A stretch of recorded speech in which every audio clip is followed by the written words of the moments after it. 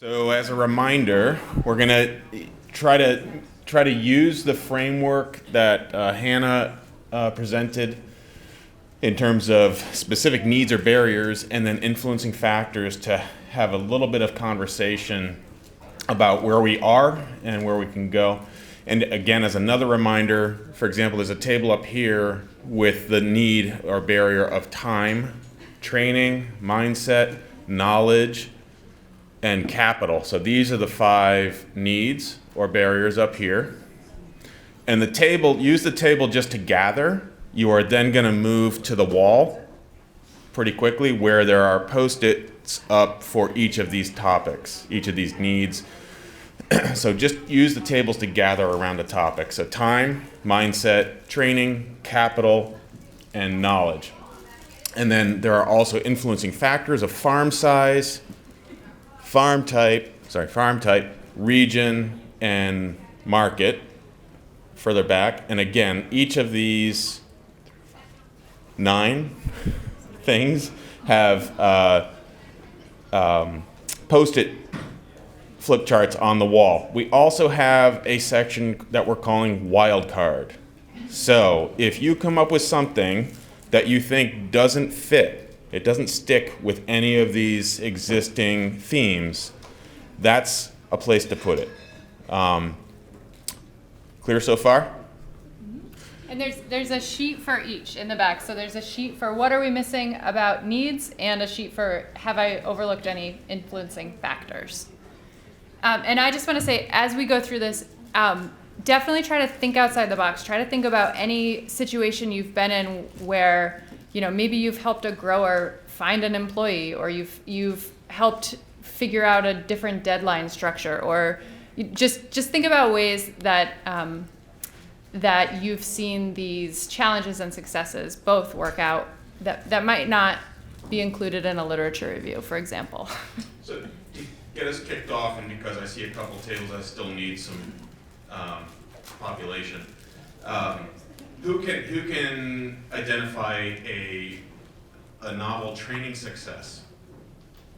So helping a grower access a training or bringing a training someplace. Anybody have a particularly good example of a training success? Somebody say yeah. Go ahead. I do. Yeah, right.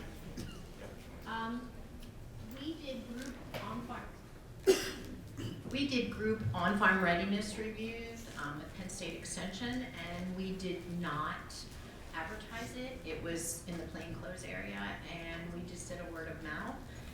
The first one, we scheduled it on Wednesday. The following Wednesday, we had it at a host farm. So what we did was we did it like everybody could just follow us along and do an on-farm readiness review at that farm. We had over 50 growers show up, and that was amazing to not have it advertised. We did a second one a few weeks later, and we had 38 growers. So we were really happy with that turnout, because sometimes they don't want you to come to their individual farm, but they want the knowledge, and that's what made us happy with that. So it's a little bit more informal. Yes. And we ran through everything on that farm, host farm, just like it was a regular on-farm readiness review, and they just followed us and walked with us and asked questions.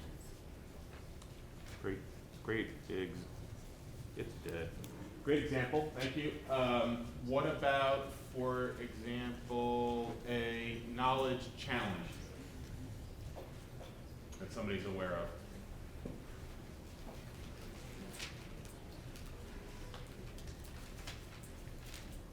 This is an easy one, right?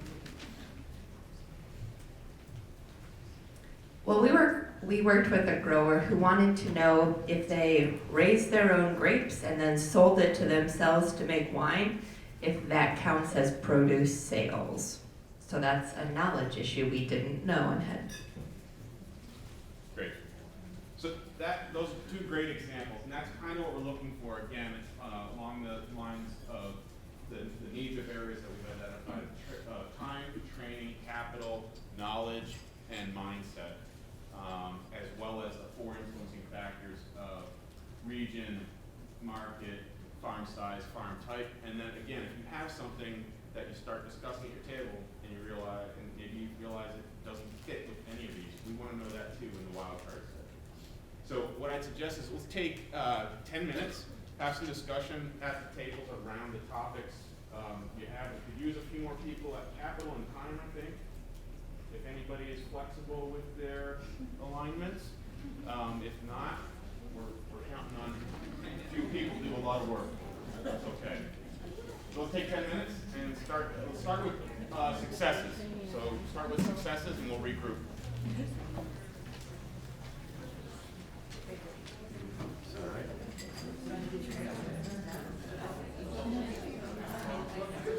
You can write the successes first? Yes. Yes.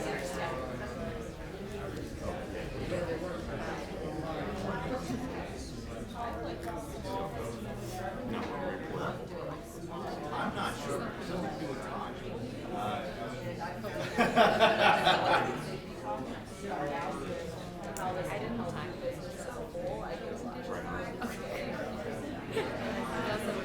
Before we get to the kids. Too fast. I'm not going to do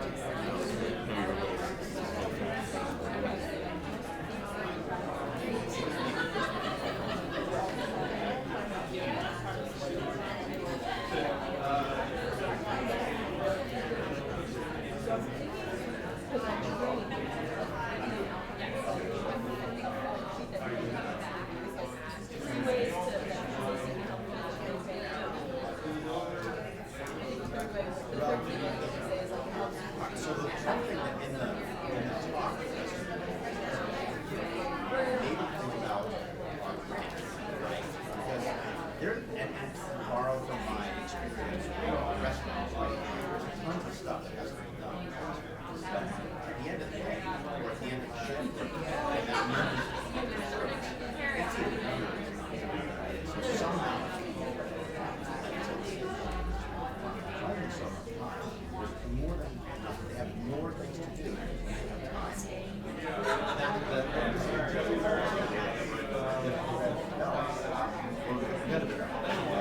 They're going to develop. It's going to happen. They're going to make this. We should help farmers figure out the most important things, and then let's not worry about the lesser things. Because honestly, we're not going to bring that down.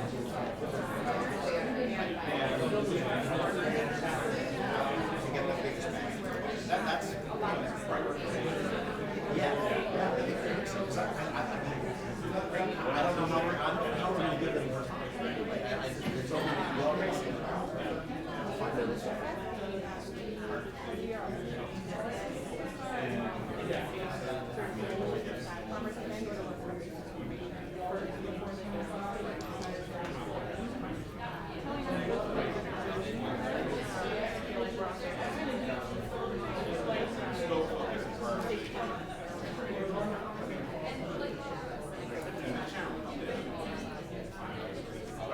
Yeah, you're not going to make more time.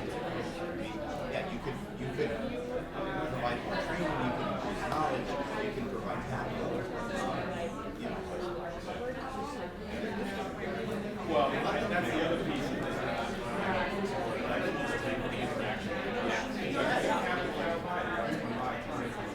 Well, exactly, right. There are ways to get more time, but it costs capital. Or again, mindset. Like, if the issue is that time, if I can prioritize, then time suddenly becomes less important because I know that I'm maximizing my That's great. Outside. go out and get something bigger. Yeah. That's the job right now. So challenging.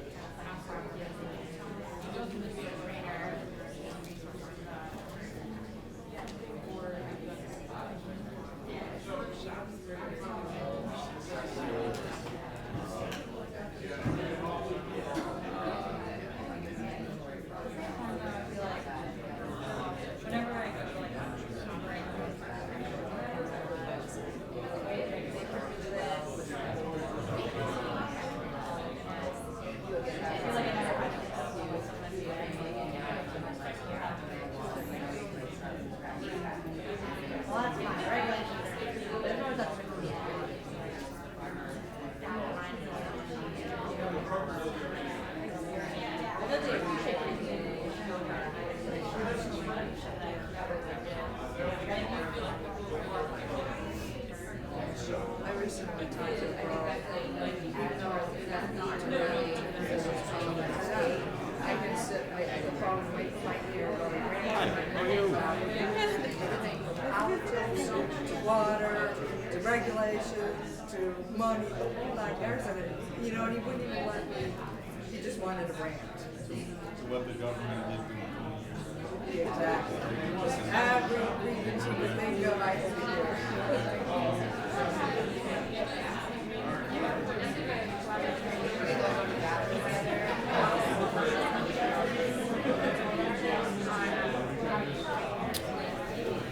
About another 5 minutes on successes.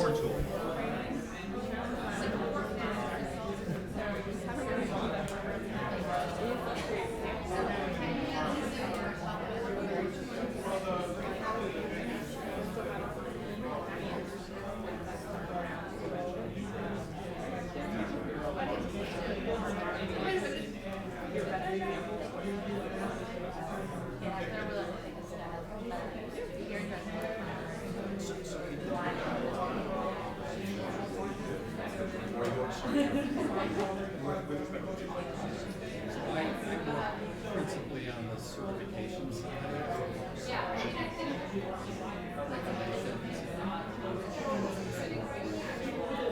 Countless certifications in the last 15 years. Anywhere from bill certification systems to certification schemes and requirements probably more rigorous than the regulatory side. So it's, in some sense, an approach. But I just want to really one example of very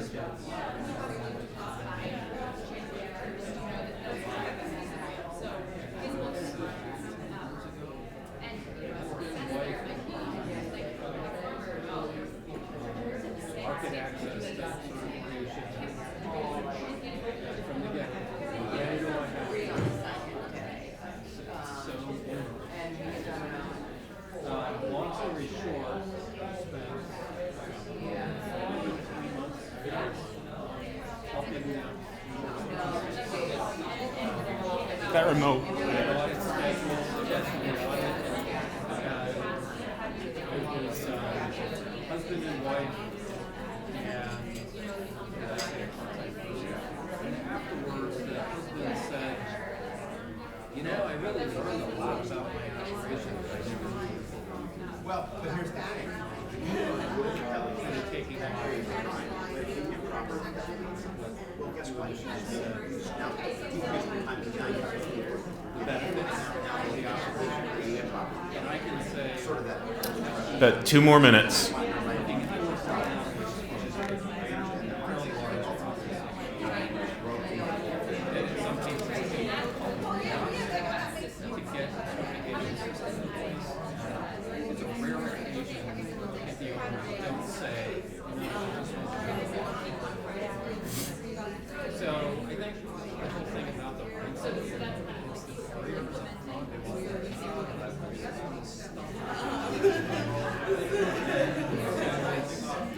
they want they process helping Yeah, it's working. through all of those and get to the end point. And I mean, it's almost like a hospital procedure. In the end. Yeah. Exactly. This is working.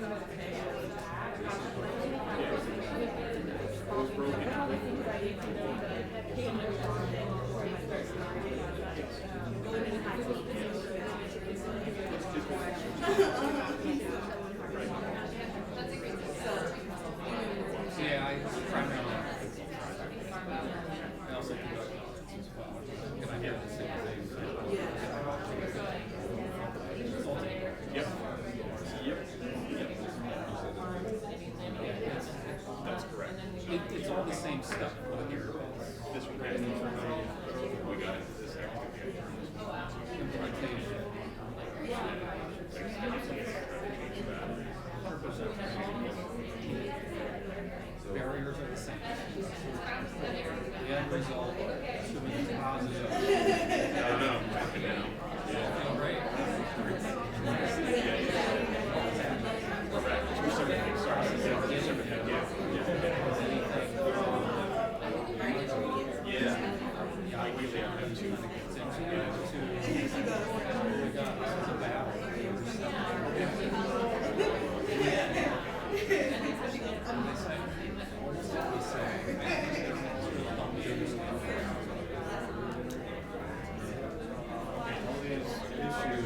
Okay, thanks, Ken.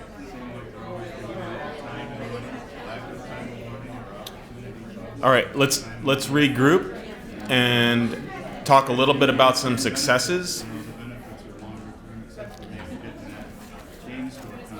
Yep, so we'll start with time. So, If you have time. yeah, well, Yeah. I'll make time. Okay, all right, thanks. Can you prioritize this? Yeah. So successes first and then challenges, or? Just successes. Just successes, okay, so, well, yeah, I guess we're good at time management. So in terms of successes, we talked about that those people that are able to successfully prioritize the things that they're doing. Maybe they don't get everything done that they have to get done, but they get the most important things done. We talked about this is maybe a potential future success. So Chris and myself and others are involved we're funded to create this decision support tool, which is going to hopefully eventually help farmers with this risk prioritization, which will ultimately help them in terms of time. We talked about things that happen in many states, including specifically Delaware, Ag Week for Education, where this happens in January when farmers aren't particularly busy, so they can come in and have that time free to get education. We talked about the idea of integration of time with all of these other factors. So for example, if you are short on time, but you have excess capital, you can actually leverage that capital to basically create more time by hiring employees and then delegating responsibilities to those employees. And we also talked about examples we've seen with farms that have implemented systems and schedules so that things become routinized, like you always do this after this, or at the end of the day you always do this, and so those things become important in time management. Great, thanks, Don.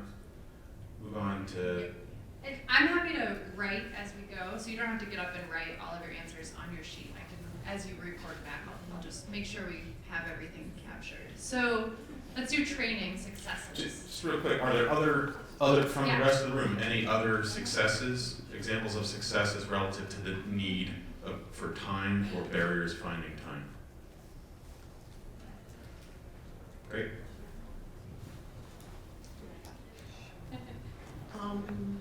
So everybody needs to remind me what we talked about, right?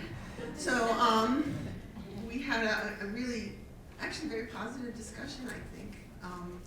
So there's some work going on in Massachusetts that's been very positive about a risk assessment type workshop where they bring in the maps of their farms and they go over the risks associated with the farm, so that's been very positive. In Maine, they've been doing things like actual hands-on demos, like hand washing and other things in the classroom when they're doing PSR training, right? That has been really successful and well received. What?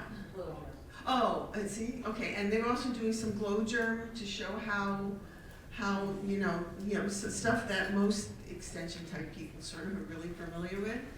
But they bring it into the classroom, which is really good because it shows them. In Rhode Island. Oh, okay. So yeah, I'll do that for everybody. And so in Rhode Island, don't hit us. We do a 2-day class, and by doing that, I was really happy when Hannah was going over this stuff. The idea of we put a lot of stuff in having to do with why we're here, and we incorporate all that, and we incorporate stuff from other universities to help explain water and all that stuff, and input that into our training. A lot of people here through the CAP money subsidize the costs to their farmers, so everything but food. And then we put down what it really costs so they can see that they're getting something, so everybody else who isn't a farmer will cost more. What else? And in Rhode Island, our farmers really like, we have a water testing program where one of the folks from our regulatory agency, GAP sort of auditor, we have a GAP program, she'll go out and as our educator goes out as well, Sajal, and they'll show them how to test for their water, and we give them 2 free testings per water source with some of the money that we have.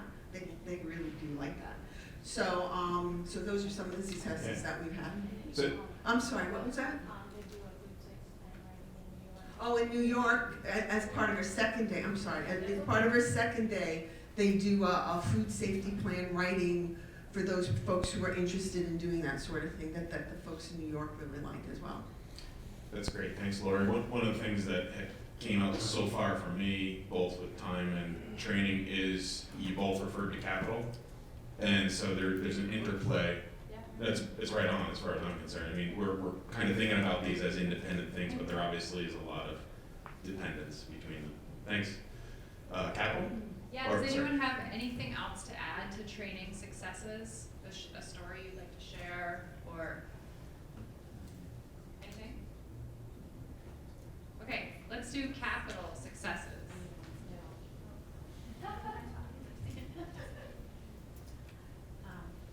Some successes we have, some ideas we've given to farmers to save them money, things like reusing containers is a big thing for some of the small guys. They like to reuse the quart containers, so giving them resources where they can buy liners for them so they don't have to get new ones.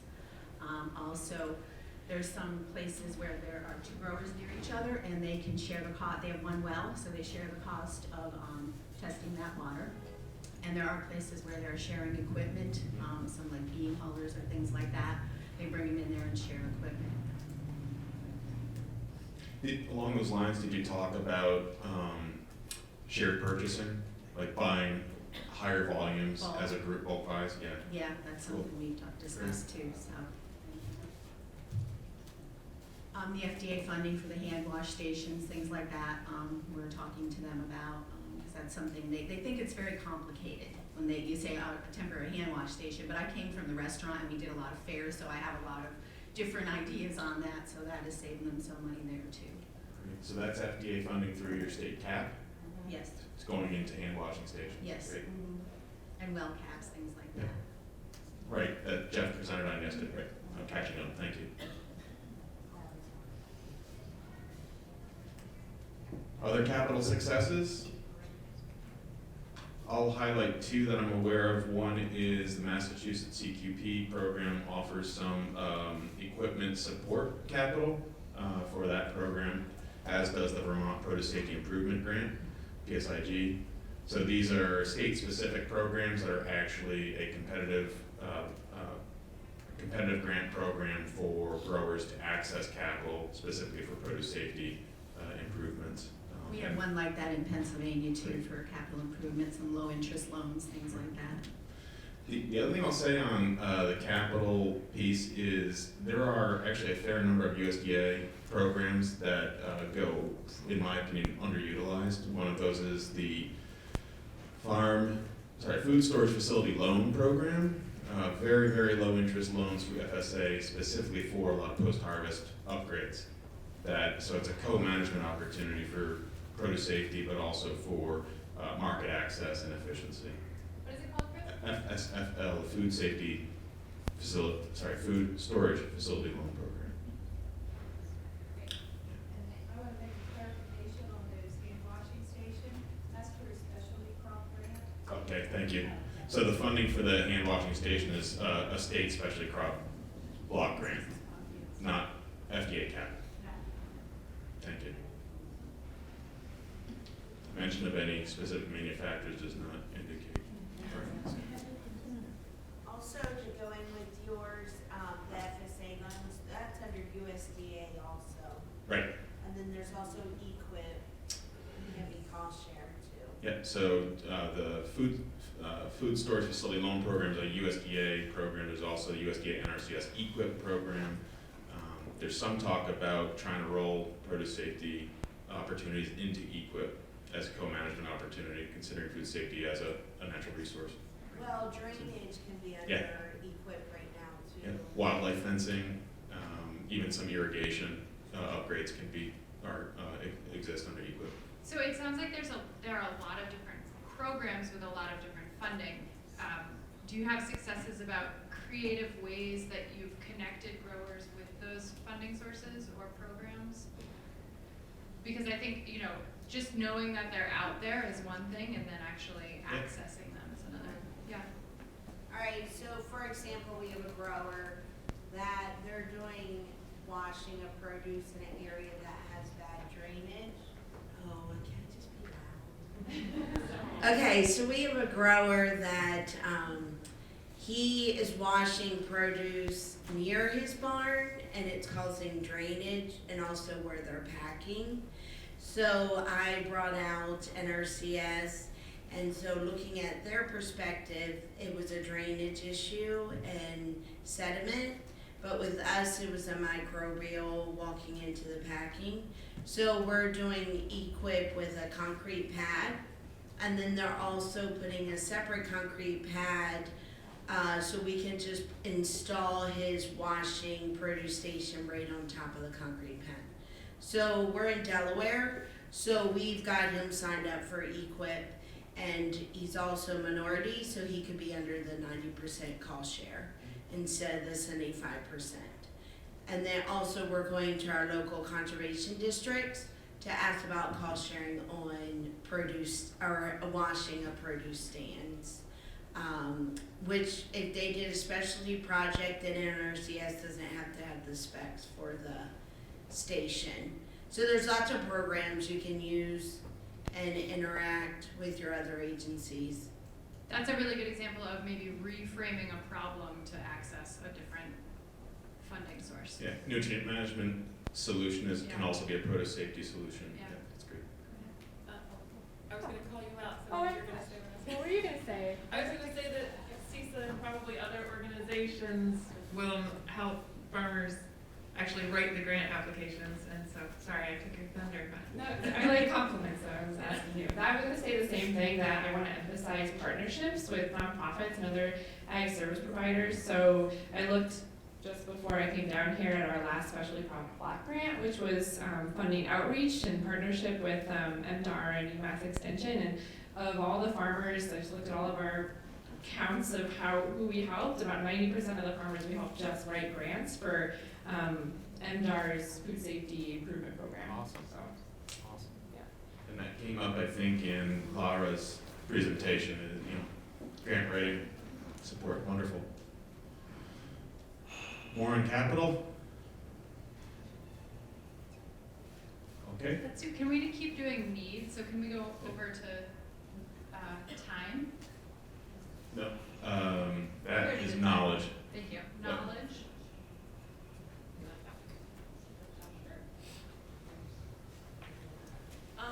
Yeah, I think we realized that for knowledge, it related to a lot of these other things, like it's already been said, but for like an added benefit to sharing knowledge through a conference or something, having another partner there who was providing some other information that would be helpful to growers, so kind of valuing their time while they're able to gain some knowledge. Got the list. Discussing the why, so for the buyer and grower, some of it was knowledge, like we try to frame the why does it matter, who are these vulnerable populations that we try to protect through food safety, and are they your customers? If you're selling on farmer's market, you probably have a pregnant woman who is your customer, you have a family with young children, so it's not this far off thing, it's these actual people that you know. And sharing knowledge through videos, something else that's not just sitting through a presentation, making it digestible, so I think some of those things have been, there's no one way to share the information, and the more information that's out there, the better it is for everyone, so kind of getting that information as well shared, I guess, was maybe a challenge, but NECAF's a solution. Cool, thank you. I was gonna go there, not because I wanted that answered, but does anybody have an example of where you've made use of a knowledge resource from someplace else? Fact sheet video approach.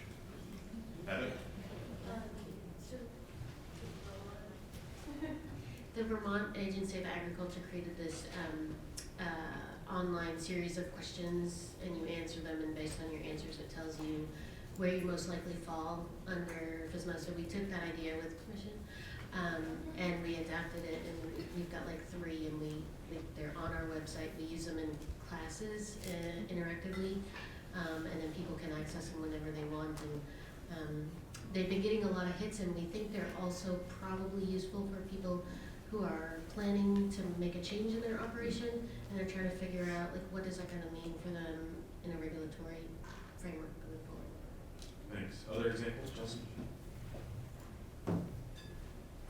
Some folks in Virginia put together like self-assessment checklists that I like to print out and bring with me to different conferences. And so after I talk with the farmer about, hey, food safety exists and you should think about where you can make improvements on your farm, here's this checklist to kind of go through. And they go through and it says like yes, no, maybe. And when you're done with it, I think at the end it says, like, go here to find more resources. And it's just a nice way to see, okay, I am doing certain things that I didn't realize I was doing that also affect food safety.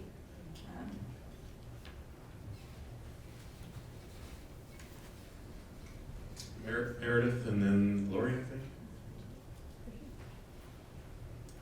think. So we know that sanitary design is an issue, and there's a certain knowledge base that you have to have in order to be able to talk to growers about their equipment and how to make it more sanitary. And so most of us don't have that. So thanks to Chris and partnering with Wegmans, right? A number of states partner with Wegmans to train growers who sell to them. Wegmans was very interested in having this presented to all of their growers, and so as a collaboration, Chris developed a presentation and a checklist for growers to assess their own the sanitary design of their own equipment. And so the training involves lots of pictures where the growers get to point out what's wrong with other people's equipment. They get to decide, what's the best way to reduce the risk or make improvements on the equipment. And it's a lot of group discussion, and then using the checklist back at their own operation. And so I think it's a great way to show collaboration in the Northeast and working with the buyer to really improve what we see with equipment. Anybody else have other examples of how I've helped you? Thanks, Meredith. Lori? A couple of things that we've done, that Sajal and I have done, is we put together a flash drive for all our farmers that collect everything beyond the PSA, other templates, other records that they could use, websites, all sorts of things, cleaning and sanitizing information, so they don't have to go look for it for themselves, and they can just plug it in and go through the flash drive. It makes it easier for them. We've gotten some positive feedback on the flash drive. And the other thing that's a little different for me anyway is every time I do or involved in one of these classes, I get educated. And questions that I'm asking that the farmers educate me, and I think they educate one another because they're talking and things come up and certain issues are resolved between them. Information that they may not have known, so that's been really positive. Thanks, Lori. Other examples of successes in knowledge, gaining access to knowledge, sharing. Okay, let's move to mindset. Who would like to report on mindset? Thanks, Lance. Sure. So we talked about a lot of different things. Some of the things we talked about can kind of also be connected with the knowledge aspect of it, but successes that we talked about were, we've had a lot of success in getting people's mindset together when we go to fruit and vegetable meetings and we present small food safety talks, but we start at the outset talking about how food safety can benefit your farm economically, how it can open up different markets, how it can improve efficiency on your farm, give you, with doing record keeping, give you a sense of looking back the last year and how to inform decisions when you move forward the next year, and then also talking about how most food safety practices are also good horticultural practices. So if you want to get on board with food safety on your farm, you're also protecting yourself against some things like post-harvest spoilage organisms and plant path and stuff like that. We also talked about when talking with food producers in local communities, local food, local farmers, talking about how that food is going to consumers within your community has really helped with developing a mindset. So it's just a thought of like the food is for everyone, for even me to eat. And then we also talked about some successes where if there are people apart from the regulators who are dedicated to field basic questions on food safety, basic questions like, am I covered? Does this apply to me? So I think we talked about spending a lot of one-on-one time, if you have the ability to spend one-on-one time with farmers. And then we also kind of finished it out with the mindset. This is also maybe a challenge, but like the mindset is most changed after someone gets through an audit or something and they see the real benefit of it. We talked a lot about how people, once they go through that audit process, they talk to the person who was helping them construct their food safety plan, that they learned a lot about their operation that they had never thought of before.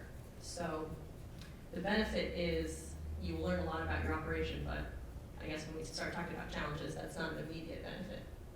Or it'll take a bit of time to do that. Can you talk just a little bit about the benefits of one-on-one time? Like, Sure. Does that build trust or?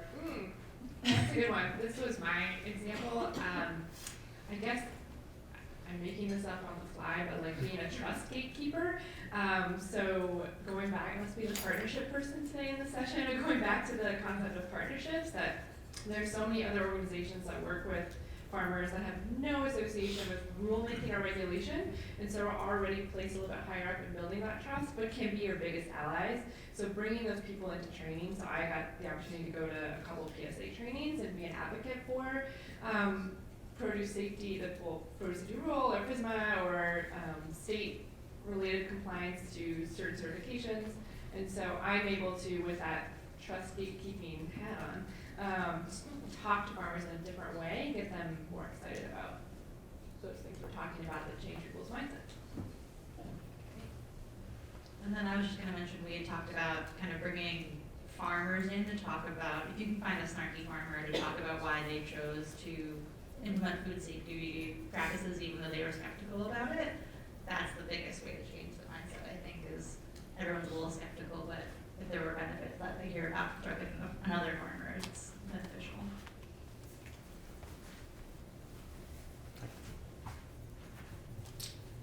Other examples of success relative to mindset from the room? Any aha moments from trainings, things like that? Just want to build on what you had just said. One of the snarky farmers that I worked with happened to be the director of our student farm at UMass, and she really hated all this food safety stuff. But that farm sells wholesale, and I'm not revealing anything. She would say all this out loud if she were here.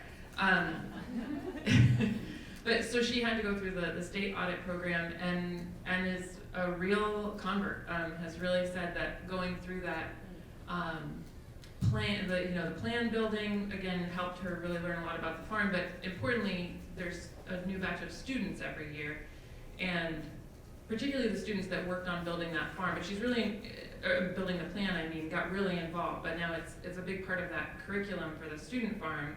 And the students are responsible for doing a lot of the writing of the farm food safety plan and assessing their practices, and they get really kind of jazzed about it. And it has really led to some behavior changes where they noticed some of the things they were doing were inefficient and were also maybe unsafe, and they really kind of bought in as a group to making these changes, and they use that farm food safety plan that they have now as a real training tool each year. So That's great. That's really helpful. That makes me think of like who are we targeting and thinking about who might be a leader in helping to convey some of that mindset. So I might also think a little bit of what I heard, Lisa, was that thinking about produce safety and a farm food safety plan is one way of gaining new knowledge about other aspects of the farm operation that we might not really be fully capitalizing on. And also recognizing the importance of sort of like highlighting these food safety hazards. They got invested in, Great. in more careful. As a result of doing a food safety plan, yeah. Other Yeah, we we kind of capture it by just using the quote, putting on your food safety lenses as a way to kind of capture everything in a training. So after the training, you have these new lenses on and you see things that you didn't see before, and you make corrections. I know Jeff Stolfus gives an example where, I guess it's not a good idea to set the baby with a diaper on the top of the apple cart there, and they realize that after going through the training, but it's a new way of looking at things, or moving a manure pile so that, or where the tractor went over a manure pile and you're walking into the field and you just don't realize those things. But simple things like that, it's like you have your lenses on and you're looking at things differently. Andy, Hans Esther and I do a post-harvest planning workshop for efficiency and safety. And it's the same thing. You put the lens on looking at efficiency and say a wash pack layout.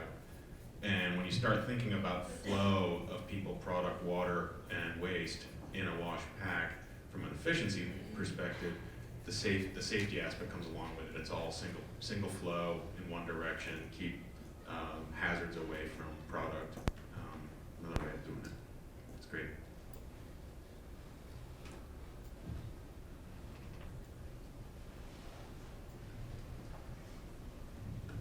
Just kind of a semi-humorous one. We had a grower that would come to our trainings and give about a 5 to 10 minute diatribe on the evils of government. So he stood up at one of our last session they attended, expecting the same thing, and he just thanked us for giving the training and got a lot out of the training. So what was the switch? Don't know. Okay. And Lisa, I was kind of curious, what was the switch for your farm manager? Yeah, well, I was thinking that same thing, and all these students, this is all kind of reported back from Amanda, who's the director of the student farm. She was saying that, there's these kind of young, idealistic people, and they're all kind of like, I don't want the man on my farm and all this stuff. And then when they actually were audited, they felt really proud of themselves when they realized how well they had done. And to get that feedback, I think, from the auditor in that case was really helpful for them to recognize that they weren't being penalized by having to do this, that they got a lot of good feedback, they realized that they were doing a lot of things really well, and I think that's when the buy-in came, and I think the audit process went well, and I think that that feedback, that positive feedback, I think was really helpful for them to get why it was not as bad as they had thought. And one of the things that I've been involved in this for the Gap Gift program and now for FSMA, and I've talked to a lot of farmers, and one of the first things a farmer says is, what is it you want me to do? And that's that they just want to know what it is they need to do. And a lot of times, going to audits and stuff, that first year, that's what they say. What is it I'm supposed to do? And then over time, they start getting proud of what it is they do.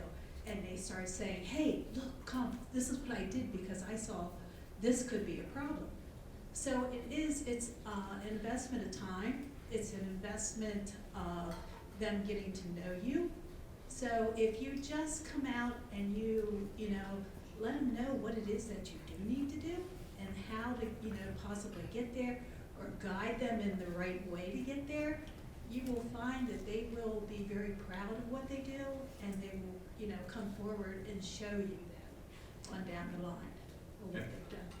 Thanks, Brenda. And I think unsaid there is early, easy success will lead to a really big change in mindset. And I know the OFRR implementation was intended to provide that kind of benefit early on. Yeah. One that we talk a little bit with our farmers is we try to change their mindset that they are entrepreneurs, and part of these new things they need to do, they should look at it as this is your new cost of doing business. So if you kind of give them this business perspective, right? Other industries are not complaining of each one of their costs because that just make their product a little bit more expensive or give it a little bit more of work. It's just for them, the one that never had to do enough this paperwork, so it's just their new cost of doing business, and they need to act accordingly. A lot don't like that, but some people might click when they kind of see it from that point of view instead of just this the man telling me how to do things that I know how to do and have been doing like this for 30 years. Maybe that's a good segue into just thinking about different things clicking for different groups. We talked about influencing factors. Let's start with farm type.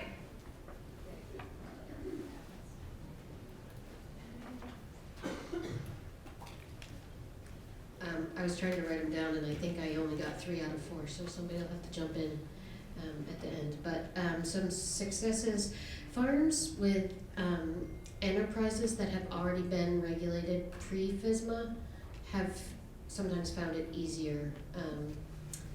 You specifically were talking about an example of 2 brothers, one that owned an apple orchard and one that owned a cider processing facility, and the one that had experience with the processing was able to help the one with the farm. Also, farms that were involved in other types of audit programs like organic certification or GAP prior to FSMA have had an easier time coming into compliance. And then we're also seeing some farm community engagement, so similar types of farms or associations of types of farms sort of sharing knowledge and tactics. And I know there was one I didn't capture, if anybody remembers what it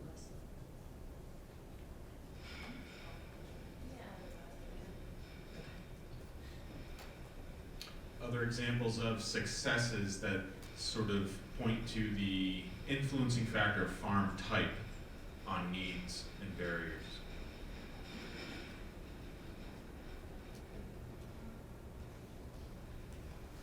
Okay, we go to farm size next.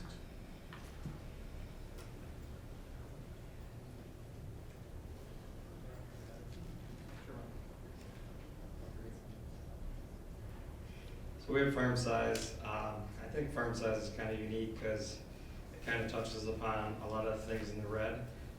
Say, you're a bigger farm, you have, say, like a food safety manager and a lot of equipment, so you can designate equipment for certain things to increase food safety. So you have a small farm, you may only have just your family members working with you, so there might not be any titles. So it might be hard to define manager and things like that. Same thing with the equipment, you might only have one tractor doing everything. A lot of small farms are very diversified, so just having that challenge with how to treat each crop separately. Some commodities are specific for food handling. We had a success was a lot of the small farmers are showing up for TSA grower trainings even though they don't need to. So that shows their willingness and to buy into food safety. The other thing that we've noticed as regulators was a lot of the small farms are maybe unaware of the produce safety rule because they're not so ingrained, they're busy doing what they need to do. Has anybody asked any of the presumably qualified exempt farms Yes. why they're showing up? In case they grow. In case they grow, so there's potential for scaling. Heather? Generally wanting to make sure they don't hurt any So not a compliance motivation, but rather a practice motivation. Great. So we did have one other thing that I forgot that she kind of reminded me about. Farm size large farms, they were closer to compliance because a lot of them probably did some sort of auditing program. So they were already very familiar with what the produce safety rule contained. Great. Other successes related to the size or scale of a farm enterprise as relates to the needs and barriers. So maybe an example of reaching a particular, an audience of particularly small scale or large scale. Yeah, Meredith? So for us, we did a lot of on-farm readiness reviews for agritourism operations. So people that maybe deal with the health department a little bit on their farm because they have a bakery or something, but when it came to production, they weren't used to inspections at all because they don't have any buyers that would require it. And so it was a good way to in some cases, introduce extension even to these people because they might not have historically had that relationship.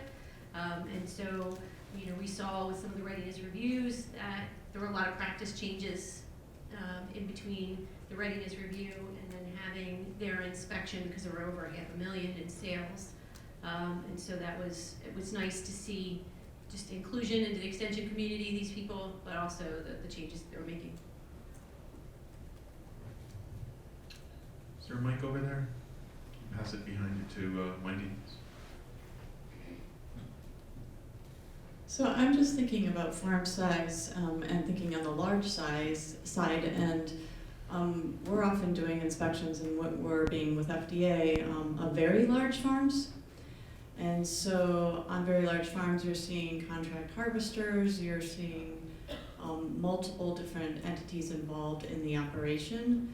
And so a barrier could be actually understanding who's responsible for the food safety on this in the system.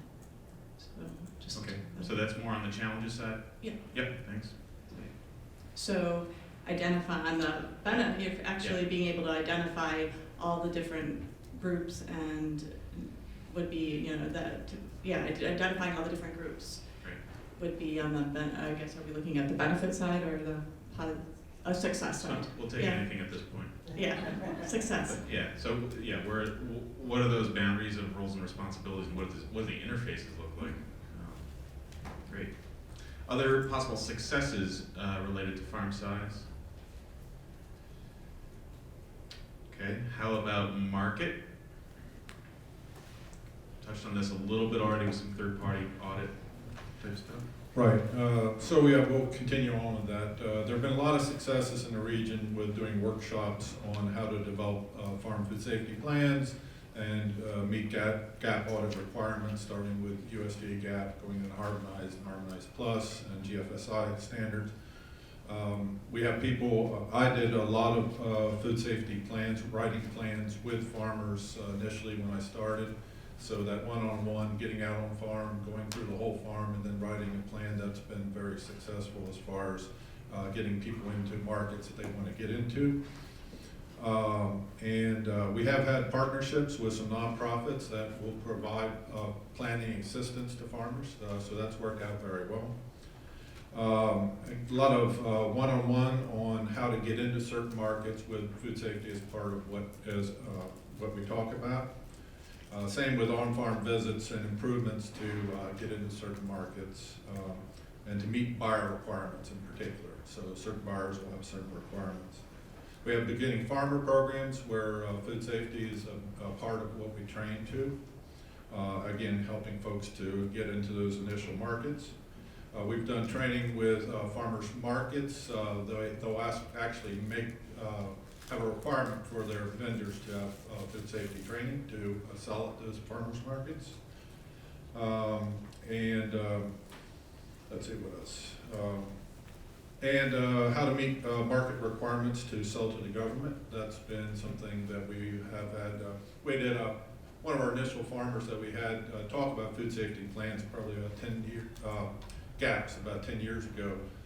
They were getting into selling to USDA, so this was what they were doing to meet those requirements. Thanks. Other examples of successes relative to the influencing factor of market? I'm thinking beginning farmer is also kind of a farm type that we didn't talk about. I was wondering about that, and it's, right. Type and size, yes, right. Let's talk about region. So successes, thanks. I'll just keep talking. So we talked about with the region and being that in some cases our states are smaller than other states and other regions.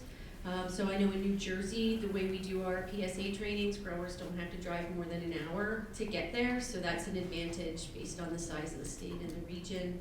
But I think in the Northeast, we've got a lot of trainings in a lot of locations. We've got a lot of lead trainers. We've got a lot of trainers. We've got a lot of extension people actively working in produce safety. And so, the training I think is there for growers. it's hard for them to have an excuse that there's not a PSA training for them to be able to get their certificate. We've definitely got the knowledge in the region, and a lot of resources that are specific to this region are coming out. I remember a number of years ago when it seemed like there was just so much information about California and Arizona, and not at all our growing region. And so it's great to see information that's specific not just to the growing region, but the size of our operations, the equipment that they're using, the common issues that we have in this region, and having resources for that. So I feel like a cheerleader for the Northeast. Good region to be Go in. Northeast. We need a mascot. What would be our mascot? Give me a minute. Just like mash up all the mascots from all the different states. Right, Baby Yoda, I don't know. That's it, Baby Yoda, all in favor. Yeah. Other successes specific to how regional influences on these needs and barriers have shown up. It sounds like people want to talk about challenges. So I would two questions before we get there. One, anybody come up with any wild cards? Anything that came up either at your table in this follow-up discussion or otherwise that you think doesn't fit someplace else that we should be thinking about? Done? Actually, Chris, this is, and it's not that it doesn't fit, and it's actually something that you said, and I just want to, something that you said actually, Chris, and I want to make sure it's something we capture. So the title on the slide is Two Emerging Dimensions or Frameworks. And I think what you pointed out in our discussions on time is that there's interactions between these, right? And so you could even imagine as being like 3 dimensions, and interactions are popping out of the screen at you. So let's not forget that all of these things are actually interconnected, and if you push on one, another one may move, and we don't really necessarily even know the extent to which if you add capital to the system, what that will do, or if you constrain time or you increase knowledge rate, or at least I don't think we do. I mean, if anybody knows that, let us know. But figuring out those interactions and how we can, if we need more capital, what button do we push to generate that, or if we need more time, or if we need to change mindset. And again, we heard I think some great examples of how people's mindsets changed, but figuring out that and systematizing that and working that into this framework will be important. Yeah, we have a steady state model done. Two. Yep. Back there, person in there. Okay. 2 areas. This goes back to more farm type that we're developing issues with trying to provide proper education is hydroponic operations, indoor growing facilities, and aquaponic operations. They have different challenges and different opportunities for us on education.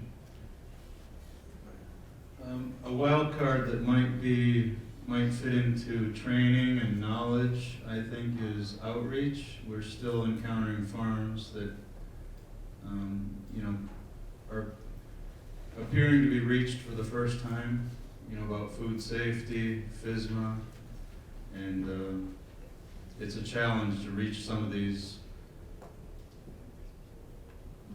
for lack of a better word, remote farms. They're not connected to organizations, or they don't read their emails or newsletters, or you know what I mean? They're in the desert, figuratively speaking, and they're not connected, and we're having a hard time. We are reaching them, but they're not the people. The people that we're more connected with are the easy ones to reach and pass along all these tools, knowledge, resources. But there's farms that aren't connected. Great point here, thank you. Oh. Another point that following on Dawn, looking at those factors, I want to add a layer to that, like what can we change of those? Because thinking about region might be the hardest one to change, right? Time, everyone's saying have the same amount of time. You can have more people, which kind of doubles your time, but maybe if we have which one would be the easiest to do most of the change, so try to prioritize in that way. And kind of a wild card that was not mentioned, goes together with region, is seasonality, plays a big role a lot of times, and the ever-changing climate. So as an example, in Maine, how early blueberries are blooming and how early they're being harvested is playing a role on the movement of workers. They would start in the south and go up north. And all of that is, nobody knows exactly how it's going to be in the next 5 years, 10 years, 20 years. So That's great. Thanks, Hal. There's another large group we haven't even discussed. It's non-commercial groups. That would be your community groups that are providing food into the food system. Food banks who are contract or even growing their own food. So there's what I call non-commercial food safety needs. Thank you. Okay, I'm going to give you what I've come across on inspections, more than one. I did discuss this with Socrates originally, like I said, just came up. We're finding that I don't know if this is a challenge in training or if it's a wild card. One person's getting a grower training certificate and renting themselves to more than one farm. And that's a huge challenge to me because when you go in there to do the inspection, you have to explain to them this person's not on your farm all the time, and second of all, they're not giving them all of the training that they need because I see so much is still needed. And right now, there's nothing we can do about that, and that's the sad part about the situation. But it's happened on more than one, I found it on more than one farm. Thanks for the example. I wasn't aware of that. Okay, let's dig in as tables now that we all have the lens that we need for the table work. I think we can do it a lot quicker, like a minute and a half. How about 5 minutes on challenges? More than that, Lauren? There are none. Oh, we're done. 5 minutes on challenges and then we'll regroup? Yeah?